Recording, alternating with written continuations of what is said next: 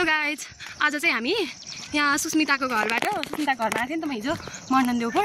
अनि त्यहाँबाट हामी हाम्रो घर चौतारा जाँदैछौँ। गाडी नआएर आज चाहिँ गाडी नआएर अनि हामी चाहिँ हिँड्दै जानु परिरहेको छ। 1 घन्टा जतिको बाटो हिँड्दै जान लाग्दैछौँ।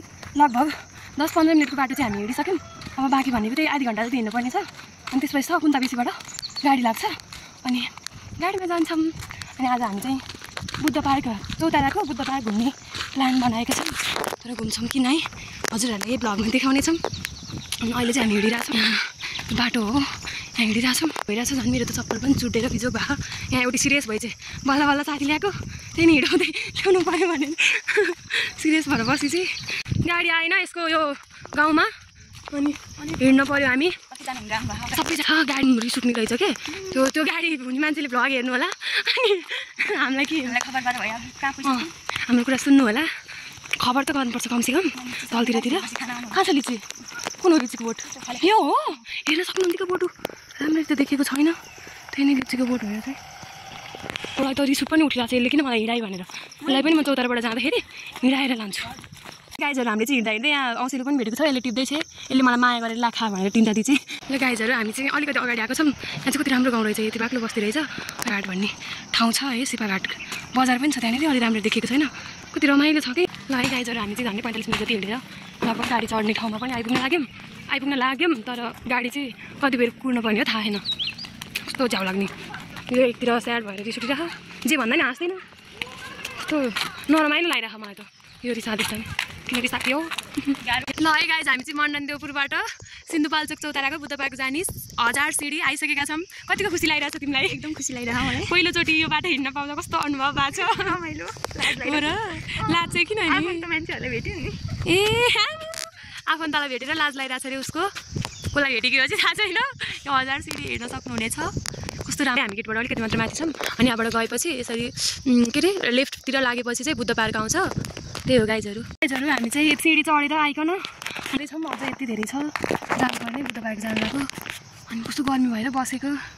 यहाँबाट कस्तो राम्रो छ कि वरिपरि देखाएको छ। आज त्यस्तो मौसम कति राम्रो हो कि वरिपरि देखेको छ। वाउ कस्तो राम्रो आएको साँच्चै।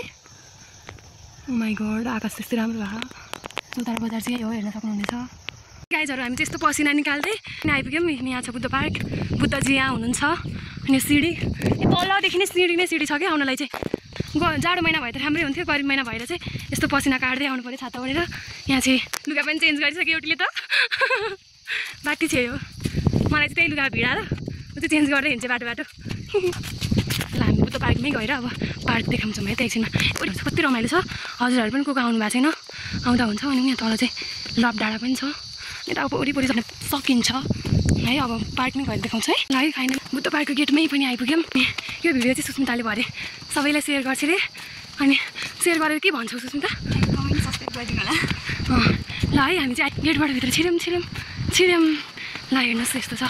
ए छाता बुद्ध पार्क यस्तो रहेको छ। सुस्मिता हेर्न सक्नुहुन्छ बुद्ध पार्क कति रमाइलो छ। म चाहिँ घुम्छु एकचोटि। बुद्ध हुनुहुन्छ यहाँ, के हो थाहा छैन। गाइजहरू हामी चाहिँ फर्किन लाग्यो अब यो बुद्ध पार्क पुरै घुमेर। फर्स्ट टाइम आएको नि म त। रमाइलो लाग्यो एकदम रमाइलो लाग्यो। ए हेलो गाइजहरू हामी चाहिँ लभ डाँडा आइसकेका छौँ। बुद्ध पार्कबाट तल झरेर लभ डाँडा आएर यहाँ पिङ खेल्दैछौँ। एउटी चिठी थिएँ यता रिसाएर गएपछि डाँडो हेर्छु भनेर। त्यहाँ लभ डाँडा छ, डेटिङ बस्ने ठाउँ छ भनिदिएको थिएँ। केटी त म उफ्रेर भोलिपर्सि मेरो बोयफ्रेन्डलाई ल्याउँछु भन्दै गएछ। रिस गर्दैछ त्यहाँ हेरेर। ल है गाइजहरू यहाँबाट चाहिँ यो सबै चौतारा वरिपरि जम्मै देखिन्छ। यो चौतारा बजार भयो। अनि यता चाहिँ कहाँ हो के हो थाहा छैन। उनीहरू सिरबारी भयो। सबै वरिपरिको देखिन्छ कि कस्तो रमाइलो छ भने। वाउ अनि यो लभ डाँडाको पार्क भइहाल्यो। अनि यता सबै देखिन्छ है मजाले। आज फेरि कस्तो मजाले खुलेको के। यही होला चौतारा बजार, हाम्रो चौतारा प्यारो चौतारा। ल है गाइजहरू हामी चाहिँ बुद्ध पार्क घुमेर पनि कति धेरै हिँडेर गाडी उम्किसकेछ। अनि त्यही भएर कति धेरै हिँडेर यहाँ चौरमा हाम्रो घर भन्दै यताको चौरमा आइसक्यौँ। सबैजनाले लाइक गर्नु होला, सब्सक्राइब गर्नु होला होइन। म भरे सेयर गर्छु सबैजनालाई। ओके।